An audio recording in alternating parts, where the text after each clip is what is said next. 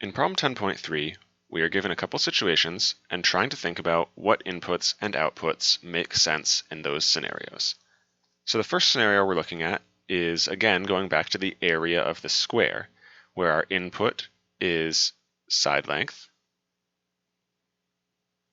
and our output is area. And we can see that in our graph as well. Input is side length, output is area. Now, when we want to talk about input-output pairs, there's multiple ways to do this, but one of the most efficient ways to do this is to talk about them as points, like we are used to doing with x, y. Now, it doesn't have to be x and y. We can do a point where we have any input and any output. So in this case, our pairs are going to be side length, area. So now if we look at the graph, we can just grab some side lengths and areas directly from it. For example, I notice that if I have an input of 2, I end up with an output of 4. And that represents 2 centimeters as the side length and 4 square centimeters as the area. Moving along, I can grab something like 3, 9. Again, side length, area. And I can jump ahead if I want and look at something like 5, 25. That's another input-output pair. But I don't have to just use whole numbers. Remember, we said that side lengths could be decimals and fractions, so I could, for example, if I zoom in a little bit, use a side length of like 4.5. And if I had a side length of 4.5, it looks like on the graph, my area is just over 20. So that's another input-output pair that we could get.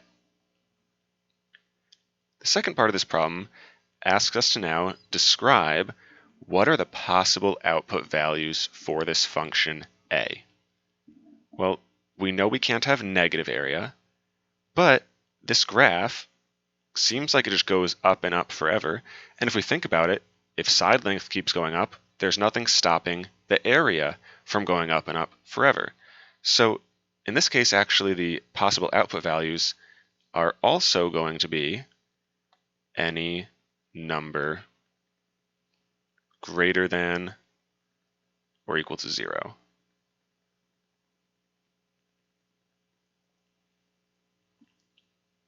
In the second problem, we're now dealing with the campers, where the input is the number of campers and the output is revenue.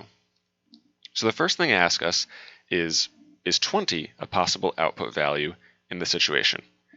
And there's actually 2 reasons why 20 is not a possible output value. First, if I have 0 campers, I make $0 because they make $40 per camper. If I have 1 camper, well, then I make $40. So we skipped right over $20. I can't have half of a camper. That doesn't make any sense. But there's another issue here that actually comes up, which is in the description previously in our classwork here, they told us that we had to have at least 5 campers or the camp wouldn't open. So that makes $20 even more impossible. For similar reasons, 100 also doesn't work, because if you have 2 campers, you make $80, and if you have 3 campers, you make $120, plus the minimum is 5 campers, so 100 is also no good. So neither of these are possible. Neither is possible. In part B, now we're looking at graphical representations of this situation, and we're trying to decide which one works and which one doesn't. So the first thing I notice as a difference between these is that one of them is a continuous line. This just keeps going on. It looks like it goes on forever, and it doesn't skip any numbers, whereas the other one does skip numbers. Now, we just got done talking about I can't have half a camper, so it actually makes sense that this one goes from 5 to 6 to 7 to 8 and so on.